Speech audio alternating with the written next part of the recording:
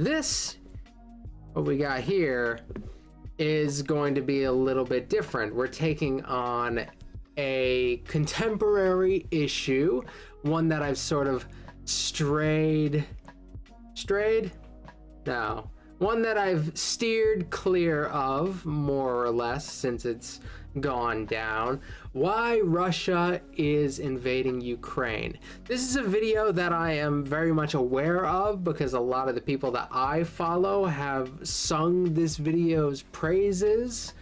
Like I said, it's a real life lore video, a creator who I'm still fairly new to, but I really did enjoy the last time we checked him out, and the video is on why Russia is invading Ukraine. So real life lore seems to be very geography driven, which I really enjoy, and this stream is going to be very geography driven in general.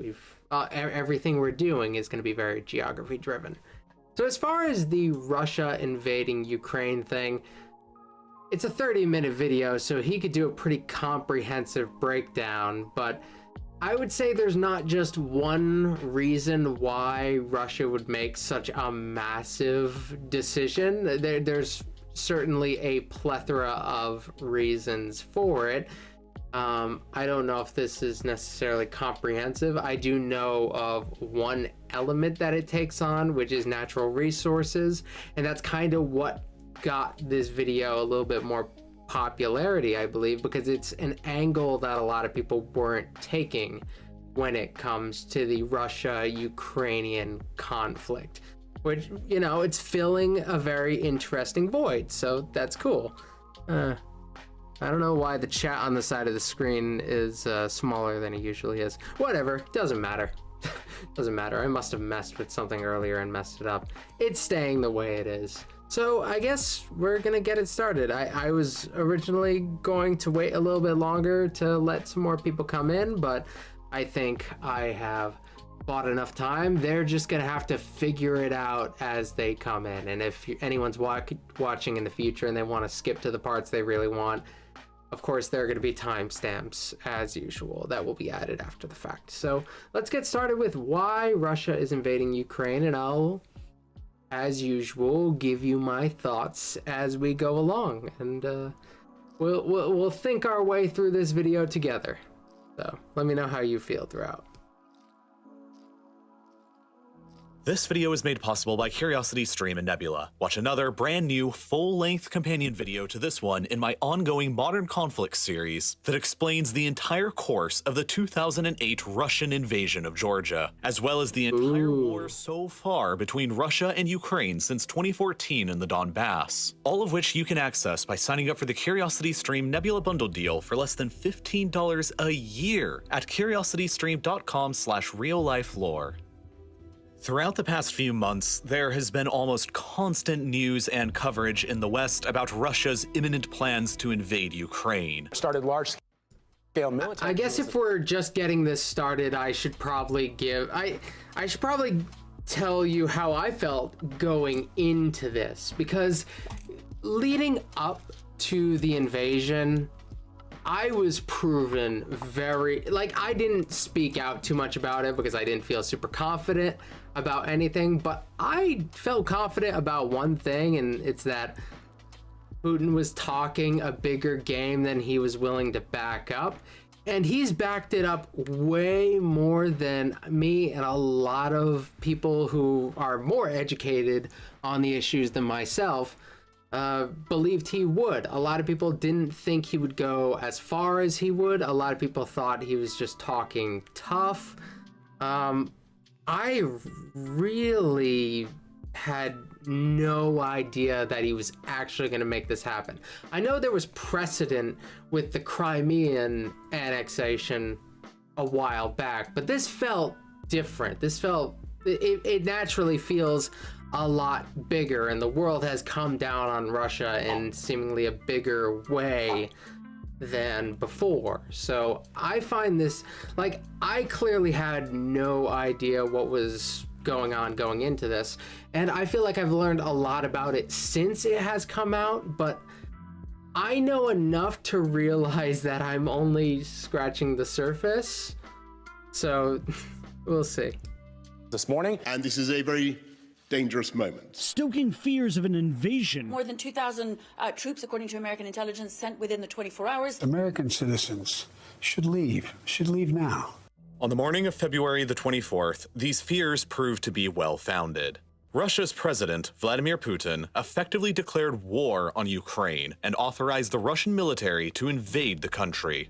Explosions were quickly reported afterwards across the country. And immediately prior to this declaration, the Russian army had amassed around 200,000 soldiers, along with their tanks, artillery, equipment, and field hospitals across their border, and many others inside of Belarus along their border with Ukraine. For comparison, this is nearly the... Yeah, Belarus, naturally, I mean, it's Belarus, naturally is one of the few places that is still backing Russia at this point.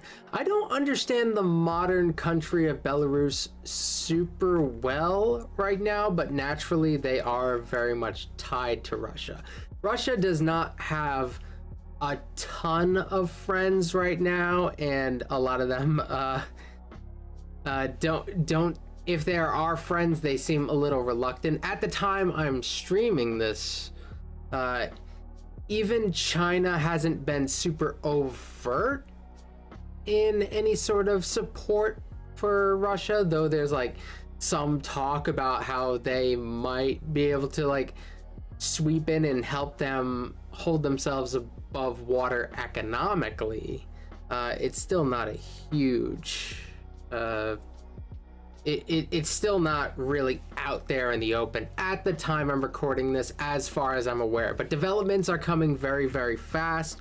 Stuff may have happened since I started streaming, for all I know.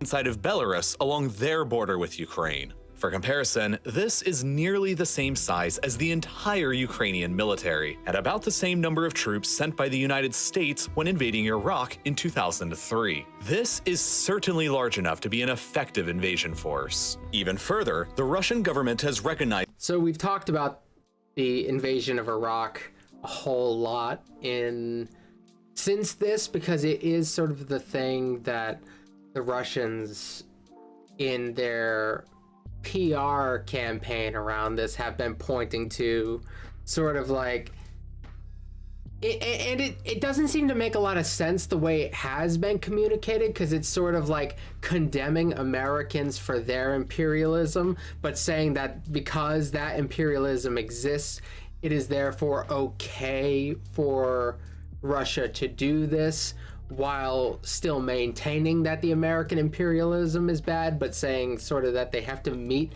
American imperialism with Russian imperialism. But at the same time, the Russian PR campaign is such a mess that they've given like a million reasons for why this is happening. That's one of the especially confusing things about this whole thing. They've given the NATO reason, they've given historical precedent, and like, hey, we helped build up Ukraine anyway and they owe us or whatever. They've given that, and this video I know takes a different route. So there, like I said, it may not just be any one reason in particular. It's certainly, almost certainly, a conglomeration of reasons. The independence of the two breakaway states inside of Ukraine, Donetsk and Luhansk, and ordered Russian troops inside of both. When factoring in the Russian military presence already stationed in Crimea, you can quickly begin seeing that the Russians have Ukraine almost entirely surrounded. And now that war has broken out, it has the potential to unleash the most serious conflict seen in Europe since the Second World War. And the biggest question on everybody's mind this entire time has been this: what exactly does Vladimir Putin and Russia want with Ukraine? And the answer is, of course, it's complicated. The origins of what Putin wants today are rooted in what happened more than 3 decades ago, back in the early 1990s, when the Soviet Union first collapsed. For centuries before this event, whether as part of the Soviet Union or the Russian Empire, the modern countries we know of today as Russia, Ukraine, Belarus, and others had all been a part of the same country, and their people had... And this is something that a lot of imperialists throughout history have kind of leaned on when justifying reconquering old territory. It's like it was once ours anyway, and therefore should be ours again. It's sort of a logic that falls apart because like a million different countries could make that argument. Countries have broken up and reformed and split into many countries, and then those countries go off to form other countries. It's such a mess that if everybody followed that line of logic to its conclusion, the world would inevitably sort of fall apart in a never-ending conflict and kind of held together by conflicting claims and all that, and it's a big mess. Had largely moved between all of them across generations. These places are all deeply and intimately connected by their shared history, and for decades, that history involved being widely recognized as one of the world's most dominant and formidable global superpowers. I'm sorry I keep pausing, but I have to say this right out the bat. American imperialism bad. No matter whatever I end up saying about Russian imperialism, I don't want anybody to turn around and be like, hey, what about American imperialism? American imperialism bad.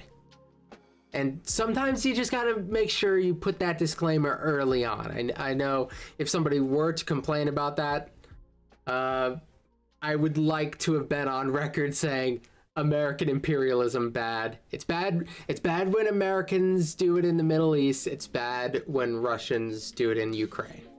Does that sound about right? But all of that changed in late 1991 when no whataboutism in the chat. United empire that had existed in some form or another for centuries collapsed and left in its place 15 newly independent republics. Today, the largest of them, Russia, has only half of the population that the former United Soviet Union had, and she possesses an economy that's only moderately larger than Spain's, a country with only a third of the population that ceased being a great power back in the 18th century. At the same time, the massive amounts of territories that were once dominated from the central government in Moscow have been shrinking almost continuously ever since. During the Cold War, there were two rival competing military alliances on the European continent: the North Atlantic Treaty Organization, or NATO, in the West, and the Warsaw Pact in the East. Moscow didn't outright rule the countries of the Warsaw Pact, but they were effectively locked into Moscow's orbit as thralls or puppet states. Since Nevo's asking, I just want to say on record, I don't have a very strong opinion on like any sort of solution to the Israel-Palestinian conflict. I'm gonna say that's one that's like so complicated that I typically feel uncomfortable speaking on it. I do believe that Palestinians in the way that they are treated often it often resembles sort of an apartheid system, though I don't know exactly how I would approach trying to remedy the conflict there, because like the geography alone is one of the messiest things on the whole planet. So I am sympathetic sort of to how complicated it is, and I'm not going to put myself on a hard line for like how one would handle it. I don't think I'm smart enough on the issue to speak much deeper on it than that. From Moscow's perspective, these states provided a massive buffer against any potential military incursion from their primary Cold War rivals to the west in NATO. You see, from the Netherlands in the west to the Ural Mountains in the east, this whole part of Europe is dominated by a geographic feature called the North European Plain. Almost entirely flat, the plain is shaped like a funnel, with a very narrow width in northern Germany, but with a mouth that opens up increasingly wider as it approaches the Ural Mountains. As the open plain gets wider across the east, it becomes increasingly difficult to defend across its entire length. And as a result, from the perspective of any regime based in Moscow, regardless of the time period and regardless of the ideology, it is imperative to expand control westwards across as much of this open plain as possible in order to narrow the gap that they need to defend in the event of a conflict with the West. Can I just like point out one thing that I really love about real life lore? The way he does his mapping is some of my favorite on YouTube, because often mapping ends up defaulting to sort of a flat surface sort of mapping, and sometimes it'll take sort of a spherical thing, but the way he does it, he'll often show countries from angles that we're not typically used to seeing them, not always defaulting to like our conception of how a map should be oriented, so it can really give us a view on sort of angles to it that we might take for granted. I love the way he projects there.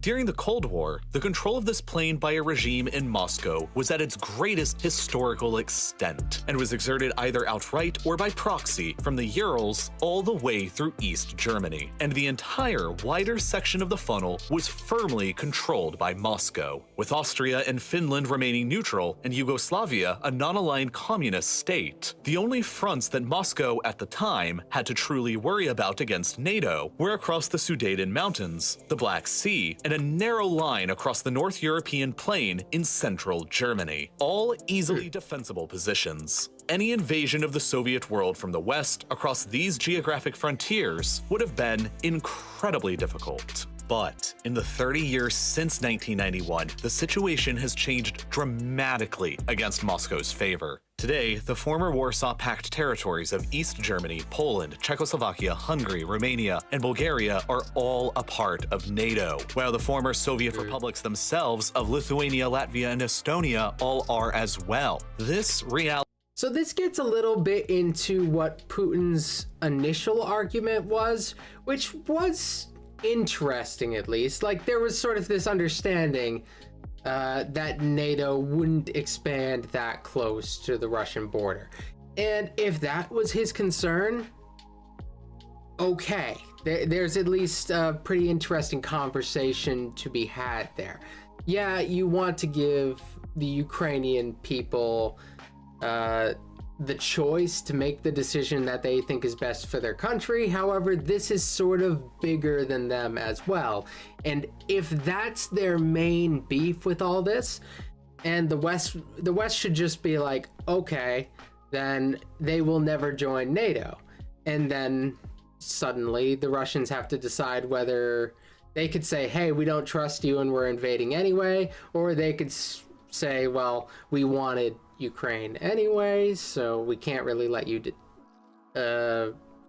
deter us, so historical precedent and whatever. And then you start to realize, oh, maybe it wasn't entirely about NATO expanding. Maybe it was a little about that, but clearly there's a little bit more than just that. But it's not something that could be completely discounted. I entertained the conversation, especially at first, but then after a while it started becoming more and more apparent that that wasn't just all it was. Like, I was sort of at least somewhat sympathetic to like the compromising position that could make Russia feel that it's in. Has pushed the NATO front lines significantly further to the east across the wider section of the North European plain, and has separated Russian territory between the mainland and the Kaliningrad exclave here across what's known as the Suwalki Gap. If you're sitting in the Kremlin in Moscow and you still believe that NATO is a hostile military alliance, or could become one in the future, then this situation understandably looks pretty grim. But it's not totally lost yet. In the years following the breakup of the Soviet Union, many of the newly independent republics established and joined their... Oh, I'm not saying that it's necessarily right, the argument that NATO has has the ability to threaten them, therefore they should invade. In my ideal world, in where I am just God Emperor of the world and I get to make those decisions, the Ukrainians get to make their own decision. Absolutely. However, I understand that pragmatically, Russia also has the ability to respond to such things, and I probably would have avoided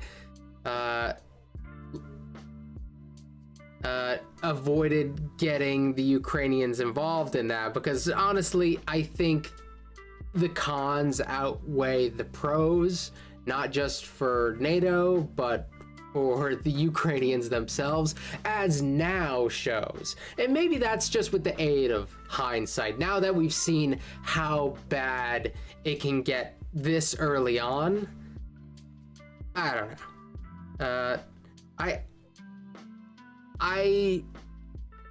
I obviously am not trying to defend the Russians. I'm simply more trying to get in their head, which is a very hard thing to do because you're getting a bunch of different versions of this, a bunch of different versions of why they're doing it. So it makes it more difficult to figure out what's genuine and what's not. So I'm trying to just put my head in their head, and it's complicated. Let's just say the jury's hasn't completely come to a verdict in my head. We'll just say that. Hey J-Dub, it's good to have you here. Yeah, starting the stream at a different time, it's good to be able to see some different people. I'm sorry to the people who aren't able to catch this live because of the time it is. I have a new job now, and I'm kind of working around that new schedule and trying to figure out what's gonna work for a live streaming schedule. So I'm just kind of trying this day and time out. I'm gonna end up trying a bunch of things out, and it may not seem to have much rhyme or reason to it going forward. Their own military alliance called the Collective Security Treaty Organization, or CSTO, which in Europe consists of Russia, Belarus, and Armenia, but not Ukraine, which has remained a sort of neutral zone between NATO in the west and the CSTO in the east. And now, within this lens, you can easily see why Ukraine is currently and always will be a geographic core interest to Moscow. If Ukraine is within Moscow's orbit, then it pushes the CSTO's and Moscow's defensive lines to the Carpathian Mountains in the southwest, and it narrows their exposure across the North European plain to only the eastern border of Poland. And while the Baltic states do lie across the plain as well, CSTO forces could easily encircle them by rapidly advancing across the narrow Suwalki Gap between Kaliningrad and Belarus, and cut them off from the rest of NATO, meaning that they aren't as grave of a geographical threat. Conversely, however, if Ukraine became a NATO member state, it would surge the NATO front lines far beyond the Carpathian Mountains and far across the wider section of the North European plain, and place the new defensible front line across nearly 2,300 kilometers of open, hard to defend flat land, the easternmost section of which would only be a little more than 300 kilometers away from Volgograd, which, if taken, would shut down the entire Volga River and cut off Russia's valuable oil and gas resources coming up from around the Caspian Sea from the west of the country, as nearly happened during the Second World War. And that's incredibly important. That's like one of that. I don't know if it's, I believe it's the biggest export, right, in Russia. Like their oil and gas, right? That's like up there. So this is a sort of a massive threat to their economy, and often economic need. If you have economic means, you will find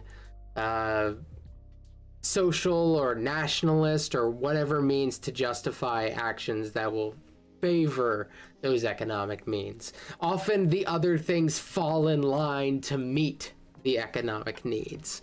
Does that make them any less genuine? I don't know. I guess you could judge that on a case-by-case basis. I don't want to make too broad of a statement.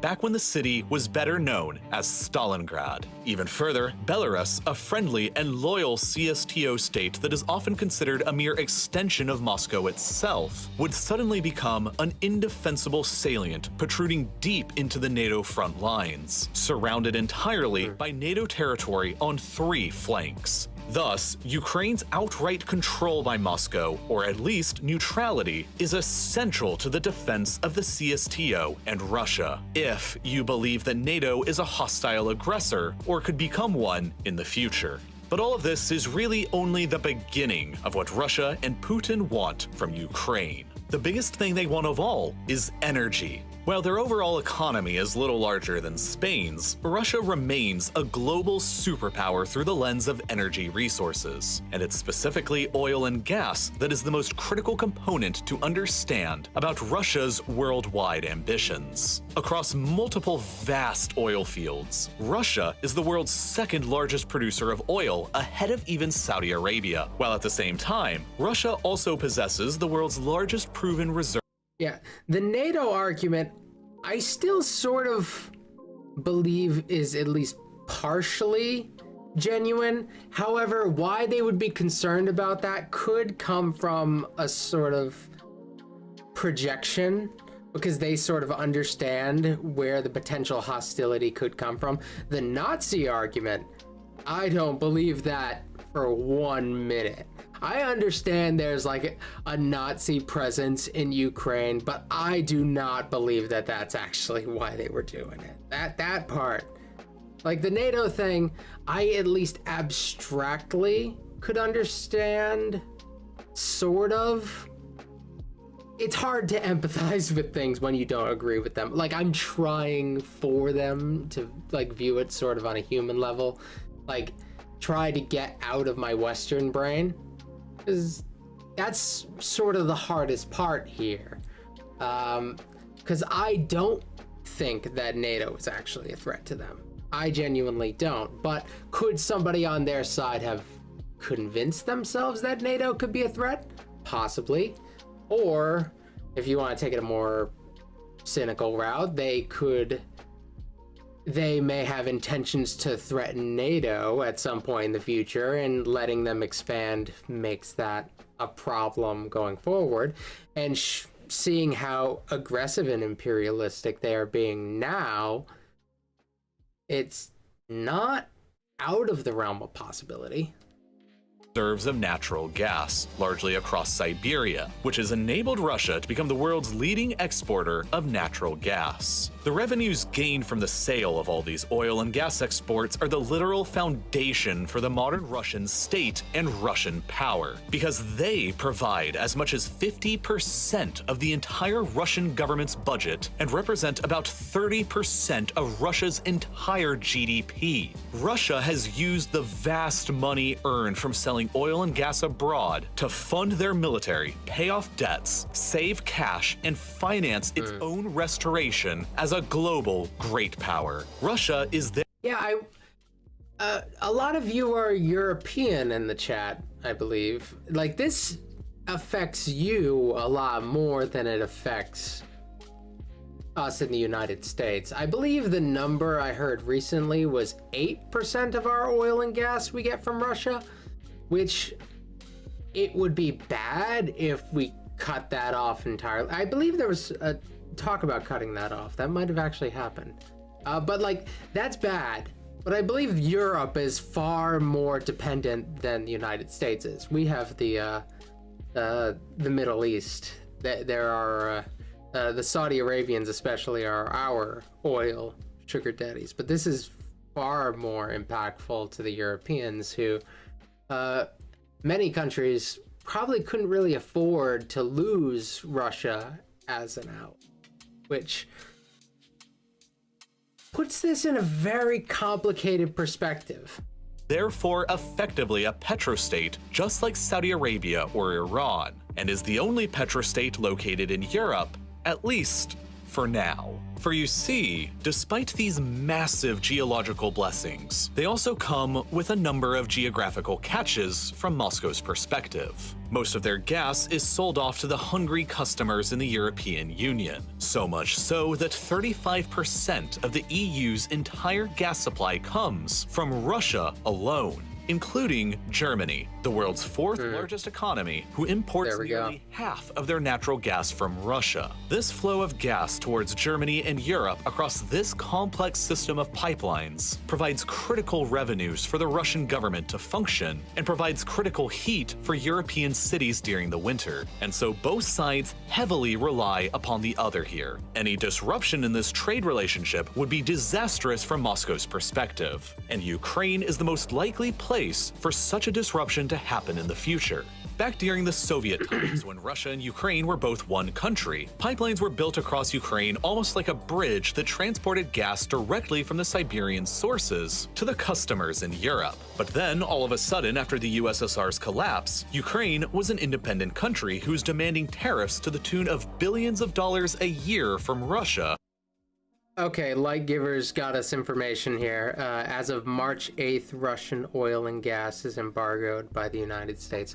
That's what I thought. I thought I heard about that recently. Honestly, we're in kind of a weird place where I'm trying to keep up and stay sane at the same time. It's one of those very difficult conflicts to get super invested in because you're just bombarded with information about it in real time. A lot of it's not even good. I feel like sometimes when I try to really keep up with it, I know less by the end of the day than I knew at the beginning of the day because information has been so spotty. There's a lot of it and I don't know how much of it to trust, but as far as the domestic stuff goes, I have heard about the American embargo. I certainly did. I must have. And yeah, that will impact us, of course, but definitely not as much as as it would impact Europeans, which I believe that's one of the things, like European countries have sanctioned them heavily, but not all of them are willing to cut themselves off from the Russian oil teat, which that only makes sense. Like you can sanction them to the moon, but not if it's shooting you in your own foot. So I understand that. It's just like, how do you twist their arms more without hurting yourself? In order to continue using their country as a gas bridge to Europe.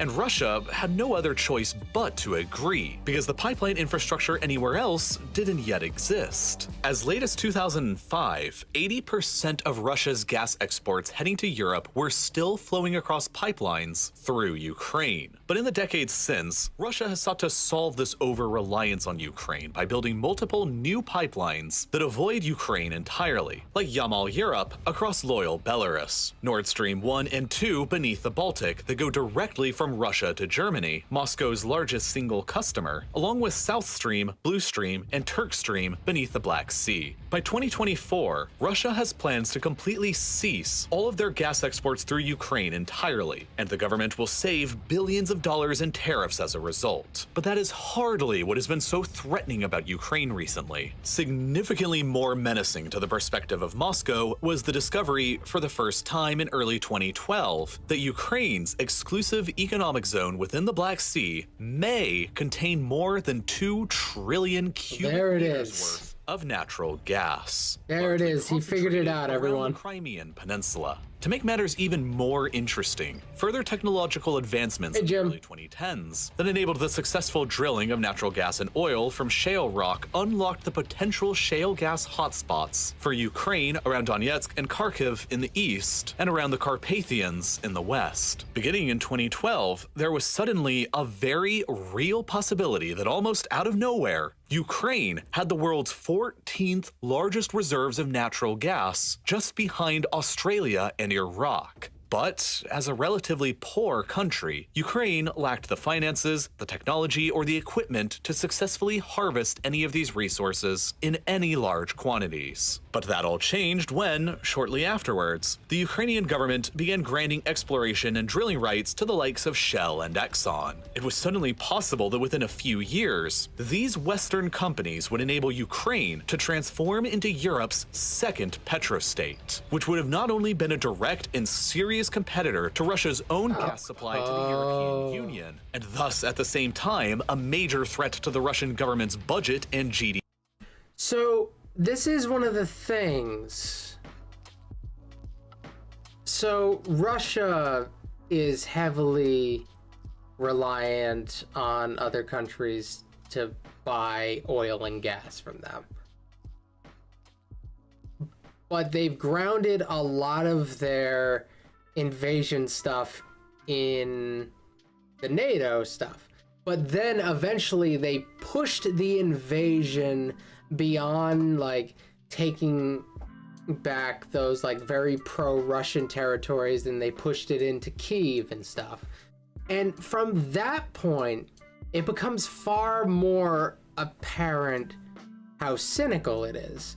But it's interesting that this would be like, if they're part of NATO, a lot of these countries are going to actually be able to get off. Maybe not off.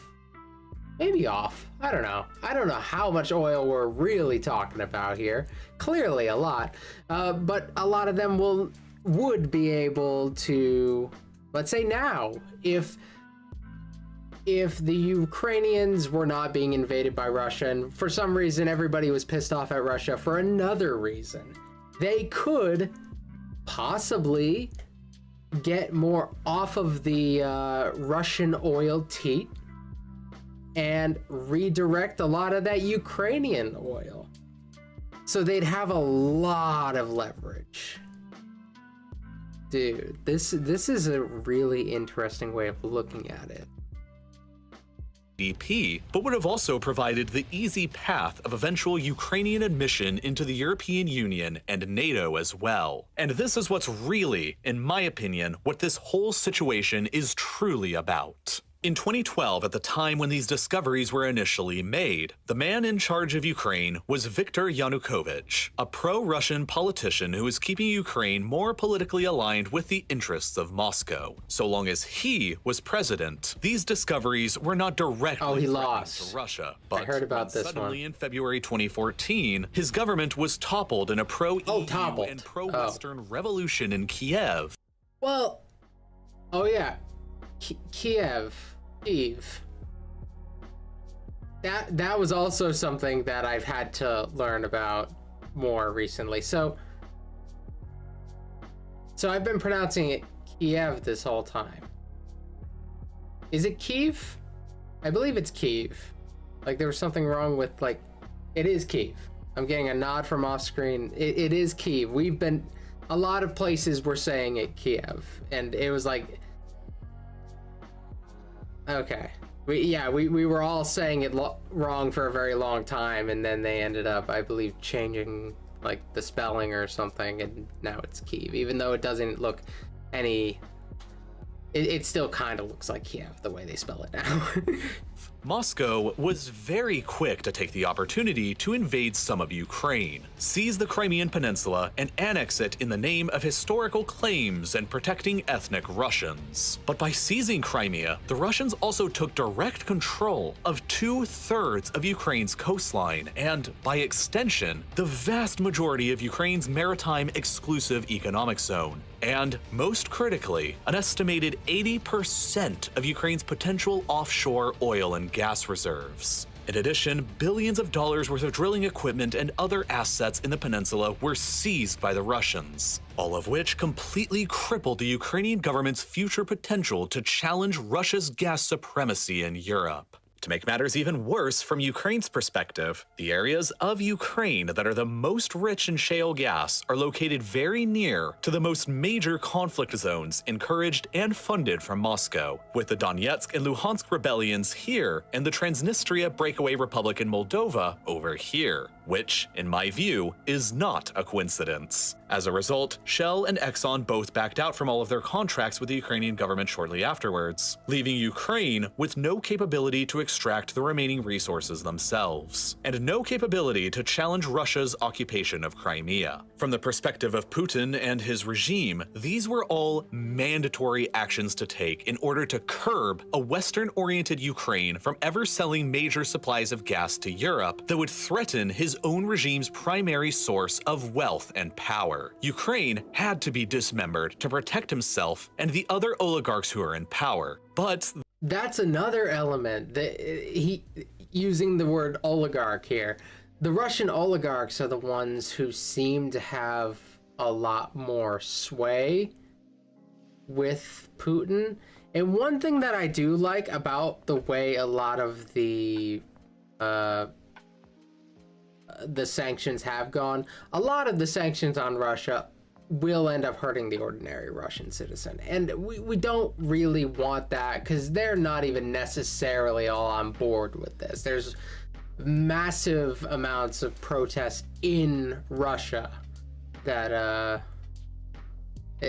have plenty of Russians coming out against it. So that's the thing. We don't actually want to hurt Russian people, because a lot of them are on our side and they didn't really have anything to do with the decision. So when you do certain sanctions, you want to think like, who does this hurt? Does this hurt the people in power, or does this hurt the ordinary person?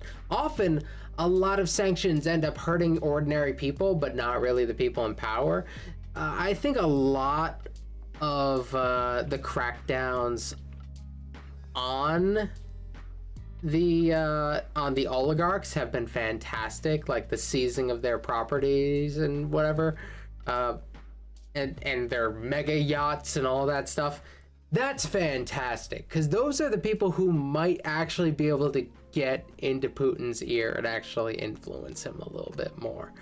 A lot of the times he's not really he could probably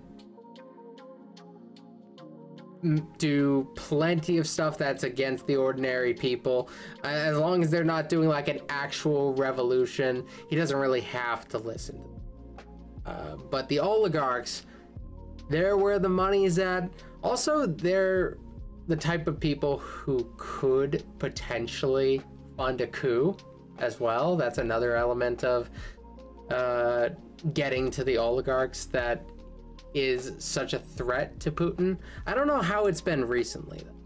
There's more. Under Putin, Russia can't ever give Crimea back to Ukraine. No because good it would information surrender on the it. entire Not exclusive from me. economic zone and all of the gas resources within it back, along with the strategic port city of Sevastopol, one of the very few year-round ice-free ports that the Russian Navy can use and needs to operate throughout the Black Sea and the Mediterranean. If Crimea was ever returned to Ukraine and Ukraine joined NATO, they would regain their ability to threaten the Russian government's primary source of revenue, and the Russian Navy's most geostrategically valuable port would be lost forever. But Ukraine has some pressure that it can and has been applying itself. Naturally speaking, the geography of Crimea is that it's almost an island, only loosely connected to the rest of Europe and covered by dry and arid steppes and some salty marshes with very little fresh water for people or agriculture. Prior to the Russian invasion and annexation, the vast majority of Crimea's freshwater supply, like 85% of it, came down into the peninsula from a canal built during the Soviet era that diverted water from the Dnieper River. But after the Russians took it over in 2014, the Ukrainians weren't exactly in the mood to continue sending down the water, and they filled up the canal within their remaining borders to the north with cement and blocked the flow of all this water down into the now Russian-occupied Crimea. As a result, Crimea has ever since been essentially dying a death from 1,000 cuts, as it steadily recedes back into the dry and arid steppe of history, while modern climate change is only making everything even worse, as 2020 was the driest year ever on record in Crimea Crimea since record-keeping began 150 years ago. As a result, the Russian government is struggling to maintain its hold. The capital city Simferopol's reservoir is today less than 7% full, and the city has been having to ration water supplies. Even after the Russians built a nearly $4 billion bridge across the Kerch Strait here to connect the peninsula over to the Russian mainland, shipping in water is difficult, and life for the more than 2 million people on the peninsula is getting harder after the annexation, not better. The Russian government is having to spend billions of dollars a year to financially prop up Crimea, and it's largely all because of this canal being shut down by the Ukrainians over on the other side.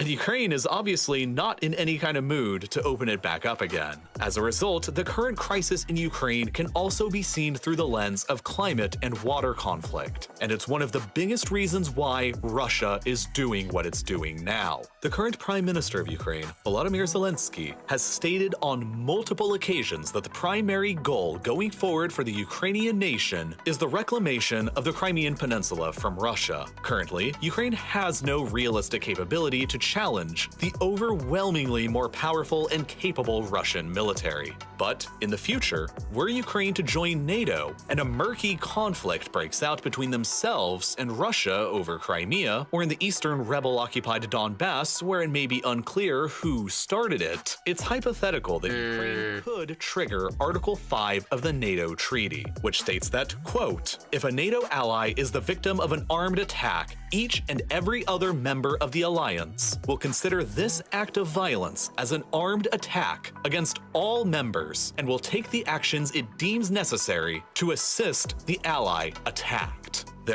So if Russia has the long-term intention of taking Ukraine at some point, the idea of them getting absorbed into NATO would sort of be the last chance. Like, you'd have to get it before then, or else it's going to be a much larger conflict.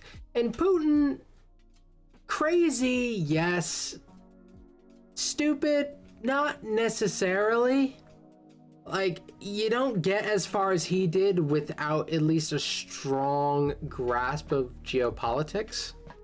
Therefore, in the future, the fear of those in power in the Kremlin is that Ukraine will bring in the rest of NATO to fight Russia in taking back Crimea, and that is a war that Moscow knows it will lose. Not only because of NATO's much more advanced military capabilities, but because of Russia's own internal demographic problems. Ever since the collapse of the Soviet Union, Russia... CNN and other news... Oh, that's History and Headlines. I know that guy. That guy... He does great stuff. You should all follow History and Headlines. CNN and other news sources seem to be touting some Ukraine gains around Kiev. Do you think the tide turned, or that the media is getting too excited about these developments? It's hard to say right now, isn't it? It really is. I wish I could be an authority on this. I wish I knew the subject better. Honestly, I'm learning it as... I'm learning a lot of this as we go. Like a lot of people, I'm becoming an expert in Ukrainian Russian politics overnight. Like, a lot of people weren't thinking about this until about a month ago. So it's gonna take some time, and I don't usually give too much credence to American mainstream media, so I don't want to make any judgments based on what they're doing, because honestly they've messed up time and time again when it comes to foreign policy. Russia's deaths have exceeded her births, while the nation's fertility rate has been among the lowest in the world, and so the History and Headlines, can I just say, like, I really like your stuff. I know, just to stop this, like, I really enjoy your stuff, and I love having you. I'm glad that you're here. Yeah, just wanted to say that. You're absolutely welcome for reading your comment, because, like, I'm just... Yeah. I don't want to kiss your bottom too much over this, but, you know, it's just... I just wanted to point that out. I really enjoy your videos. The country's population has been shrinking almost continuously ever since. But since the COVID-19 pandemic began in 2020, this shrinking population problem has only gotten even worse, and Russia is currently undergoing its largest peacetime decline in people ever. In all of recorded history, even worse than during the 1990s right after the Soviet collapse. Right now, Russia has around 25 million men within the country who are of military service age. But the government knows that as time continues on, that potential pool of manpower is only going to get smaller and smaller. Therefore, it could be reasoned behind the inner walls of the Kremlin that the longer Russia waits to act upon Ukraine, the more difficult it is going to become in the future, and so the earlier, the better. Now, by occupying Crimea and by maintaining conflicts in the Donbass region of eastern Ukraine, Russia has so far succeeded in keeping. So far, I've gotten such mixed messages around how well this conflict is going. I remember reading like a week ago that the conflict would be over if Russia didn't like get a decisive win in like 10 days, and 10 days must be coming up real soon. So if that doesn't end up, I don't know, if that doesn't end up going somewhere, I'm just going to assume that we can't really trust the media right now and they're just looking for headlines. Ukraine out of NATO, and by building. Don't trust anything the media says at face value. I think that's fair to say. Troops along the border and hosting joint military exercises in Belarus, Moscow is further able to signal to Ukraine that they are in danger, which can panic investors in the Ukrainian government and damage the economy even further, and which forces Ukraine to spend even more money on their own military and defense, taking away vital cash that they could be using to further develop their own natural gas infrastructure. And of course, Russia has been fueling a war inside of Ukraine in the east now for years, ever since 2014, that has greatly depleted the Ukrainian government's time, manpower, and resources. After being taken over by pro-Russian separatists following Russia's invasion and annexation of Crimea, both Donetsk and Luhansk declared their independence from Ukraine 8 years ago, and after being supported financially and militarily from Russia, have continuously been fighting a war against the Ukrainian government ever since that has already claimed the lives of more than 14,000 people. For years, most of the territory of each has been controlled by the Ukrainian government. But just a few days ago, Russia, for the first time, officially recognized. Few days ago. Hold on a minute. When did this video came out like 3 weeks ago, didn't it? Yeah, about 3 weeks ago. So a few days ago, a few weeks ago. Both as fully independent countries separate from Ukraine and deployed their troops into each. Right now, as I made this video, it's still unclear what exactly Putin is ultimately planning for Ukraine. He may only be plotting a limited strike into the country in order to permanently sever both Donetsk and Luhansk from the country, as he did with Crimea 8 years previously, and effectively occupy each. He may also be plotting a further limited strike from Crimea in order to neutralize the block in the canal in order to free up Crimea's struggling water supply. He may be planning to go further, though, to ensure that this situation never happens again, and push Russian territory all the way to at least some of the Dnieper River to simultaneously stabilize Crimea's geographic position by freeing up the water supply, deny even more of Ukraine's coastline and access to natural gas reserves, and set up a stronger potential defensive line against any attack from the west along the Dnieper River's banks. Alternatively, he may also be planning a southern takeover of Ukraine, which would simultaneously bring Donetsk and Luhansk into Russia, link up Crimea with the Dnieper River and the canal, block off Ukraine from the rest of the Black Sea, and transform the country into a landlocked state, permanently removed from any remaining offshore gas deposits, and link up mainland Russian territory with both Crimea and loyal Transnistria in the west. Or he may really be planning an all-out assault to take over the entire country, so as to guarantee that Russia and the CSTO's defensive lines. Like, if Putin believed he could do it, I think he's taken the whole country. I don't want to say that I know what he's thinking, but I don't think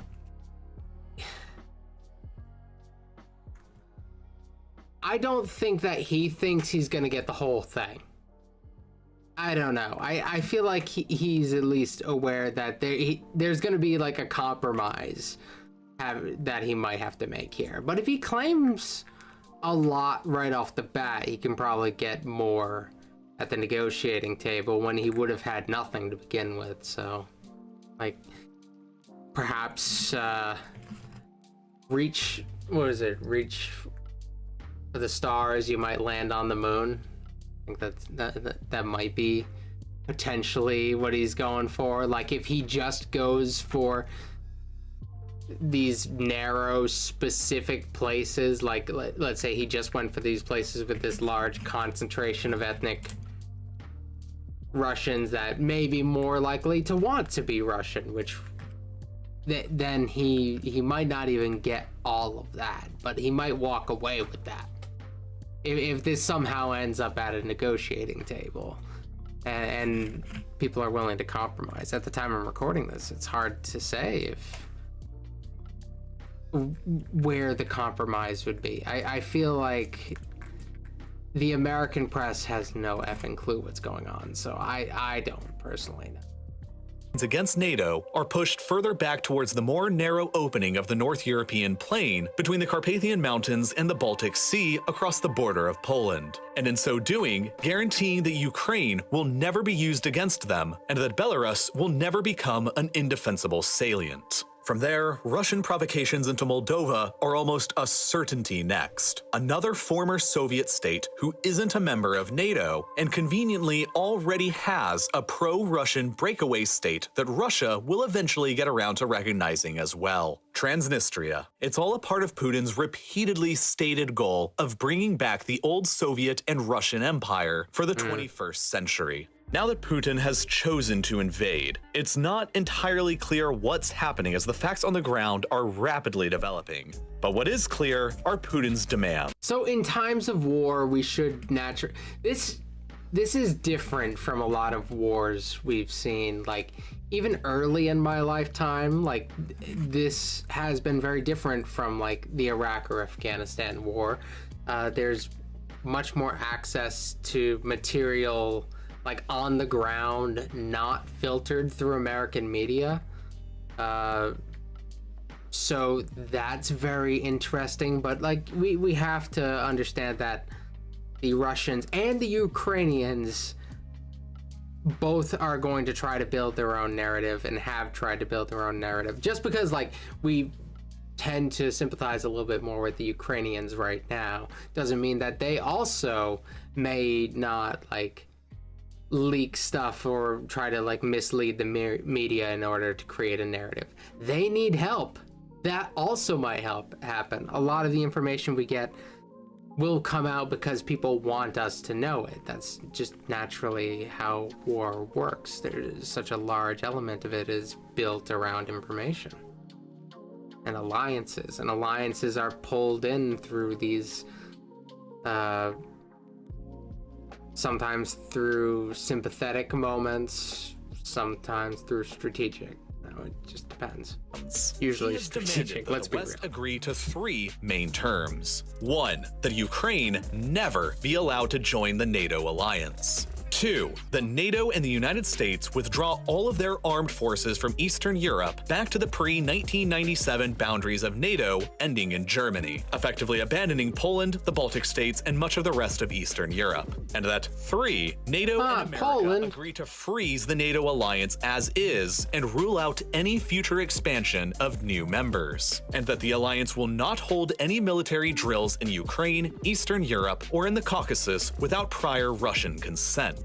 The West and NATO, of course, will never accept any of these terms, and Putin must know this. But through the lenses of geographic security, the economics of oil and gas, the changing climate, the shortage of water in Crimea, and Russia's own sensitive internal demographic crisis, it's clear to see what Russia's primary concerns are with Ukraine, and only time will tell how Russia and Vladimir Putin act upon those concerns. But by analyzing how Putin has acted at this point, a lot of conspiracy theories have also come about this. I've seen people talking about Putin's mental health I've seen people say, making the argument that he might be terminally ill.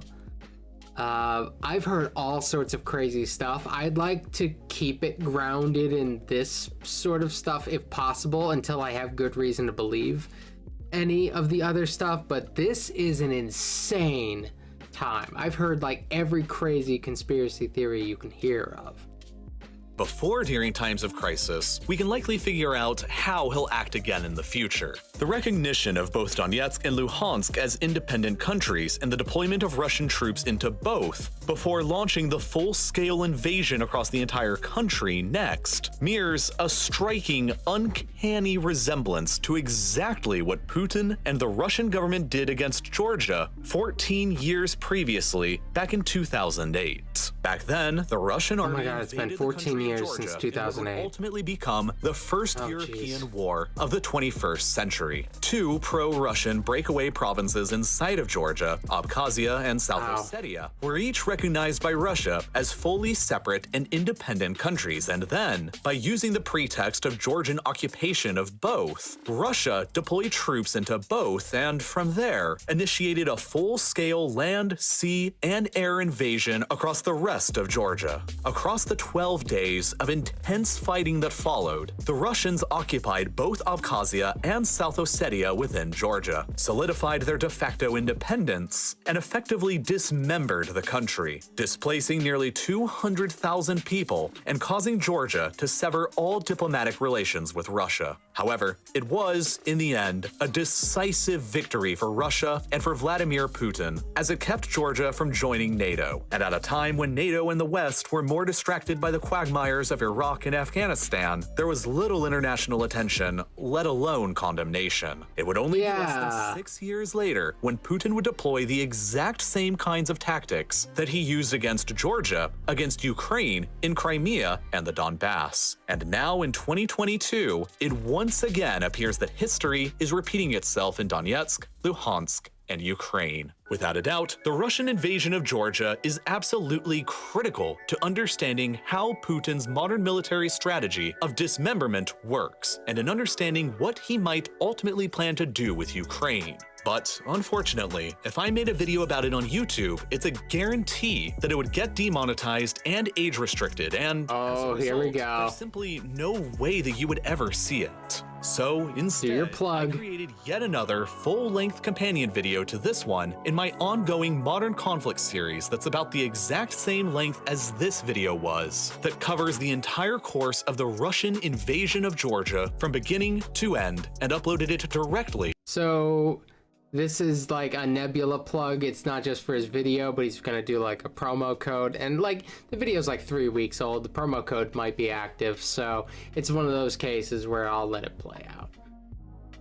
To Nebula, which, as you've probably heard by now, is home to tons of exclusive, ad-free content like my entire Modern Conflict series, with 10 other additional full-length episodes with more than 3 hours of additional content that you can go and watch right now, including this 26-minute-long video that I made earlier about the entire history and course of the modern conflict between Ukraine and Russia, covering everything from the breakup of the Soviet Union to the invasion and annexation of Crimea, and the ongoing war and battles in eastern Ukraine between Russian-backed separatists and the Ukrainian government. There are plenty of other episodes too that I produced that cover the Battle of Aleppo in Syria, the wars of Saddam Hussein, the United States-Iran conflict, and much, much more. Of course, the reason why all of these videos are only available on Nebula is because they just wouldn't ever work on YouTube and would never be viewed here because of the way that this site works. On the other hand, Nebula is a different platform without an algorithm and without any ads. It's just a platform about great and unique content made by great and independent educational creators, with plenty of other unique, exclusive bonus projects from other creators you probably already know, like the Battle of Britain and Logistics of D-Day series from Real Engineering, and plenty of hour-plus-long documentary specials from Wendover Productions, along with so many others. The best that's what way to you're get plugging access to right Nebula now and in all of the this in the chat. incredible content is Wendover. definitely through the amazing Curiosity Stream Nebula bundle deal. And with its current I wasn't sales aware price, of it's less than who they were. $15 a year to get full, complete access to everything on both sites. And Curiosity Stream has some phenomenal stuff that you're definitely going to enjoy as well, like Apocalypse Stalin, a 3-part documentary series that's nearly 3 hours long that covers the entire history of Joseph Stalin from early obscurity through World War II to ruling over one of the world's 2 global superpowers armed with nuclear weapons. If you want to see a documentary explaining how the Cold War began and who Joseph Stalin was, then this is the documentary for you to go and watch now. I really can't recommend it enough, and I genuinely don't know about a better deal that exists anywhere in streaming.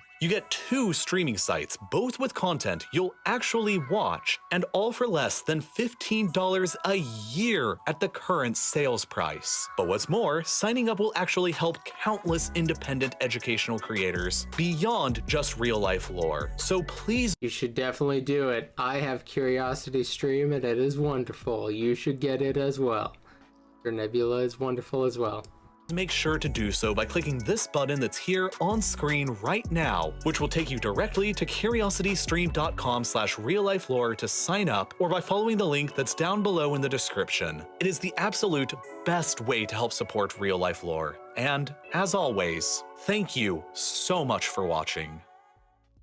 Okay, so I'm gonna go right back to this. There we go. I'm over here now. I'm going to pull up our next video. We're only doing a couple videos today. Thank you for those of you who have tuned in today. I really appreciate all of y'all coming on in. Let me see what my battery life is looking like. It's okay. I think we'll be able to get through this, no problem. So that is probably the best video I've seen on the Ukrainian conflict since it's occurred. I remember people basically saying, like, why is the mainstream media not covering the war like this guy covers the war? It's so layered. It's so I guess from like a political binary perspective, it's apolitical. You can't really be apolitical and talk about something like this, but like it comes off as very much objective in its approach, and it's a really good way of breaking it down that would make sense to anyone. It beats all the conspiracy theories, no doubt. Like, it seems like a perfectly rational way of understanding this conflict. So